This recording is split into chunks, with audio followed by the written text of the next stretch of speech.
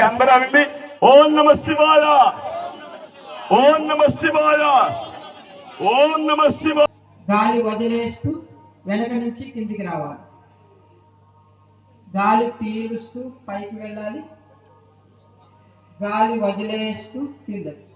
ఇంకొక పర్యాయం inhale up.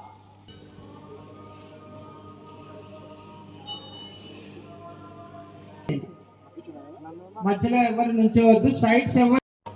3, 4, 5. Slowly relax. గాలి పీలుస్తూ మధ్యకి రావాలి. మళ్ళీ వదిలేస్తూ ఎక్కడి నుంచి వస్తుందనేది గమనిస్తూ ఉండండి. Joint collector madam Sanjana Sinha గారి ఆధ్వర్యంలో మరి అదేవిధంగా అందరికీ మనం చేస్తున్నాము. 19వ తారీఖు యోగా అనేది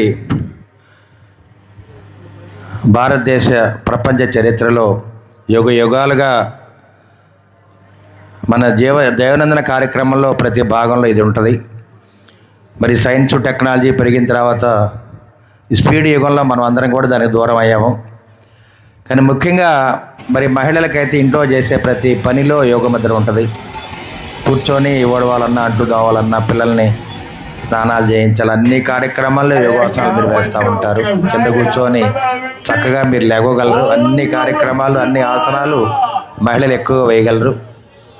మరి యోగా అనేది మహిళలకి చాలా తేలిగ్గా ఉండే కార్యక్రమం. ఇటువంటి కార్యక్రమాన్ని ప్రజల్లోకి తీసుకెళ్ళి మరి మానసికంగా, శారీరకంగా అందరూ కూడా ఆరోగ్యంగా ఉండాలంటే యోగా చేయటం మంచిది. అందరూ కూడా ప్రతి అనునిత్యం ఉదయం పూట ఒక 10 నిమిషాలు, పావు గంటను చేస్తే మీ శరీరం చాలా తేలిగ్గా ఉంటుంది. మానసికంగా టెన్షన్స్ లేకుండా బీపీ, షుగర్ వీటన్నిటి కూడా దూరం అవుతాం.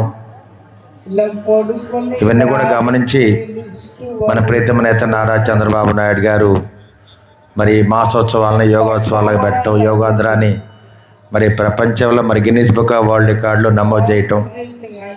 పోయిన సంవత్సరం ఇవన్నీ చేసాం, మళ్ళీ ఈ సంవత్సరం కూడా వీటినే చేస్తూ ఉన్నాం. కాబట్టి యోగాంధ్ర, స్వచ్ఛాంధ్ర ఈ రెండు కూడా నరేంద్ర మోడీ గారికి, చంద్రబాబు నాయుడు గారికి చాలా ఇష్టం. కాబట్టి ఈ కార్యక్రమాన్ని చక్కగా అమలుపరిచిన మరి ఎక్కువగా మహిళలే ఉన్నారు ఇక్కడ, వారందరూ కూడా మా ధన్యవాదాలు తెలియజేస్తూ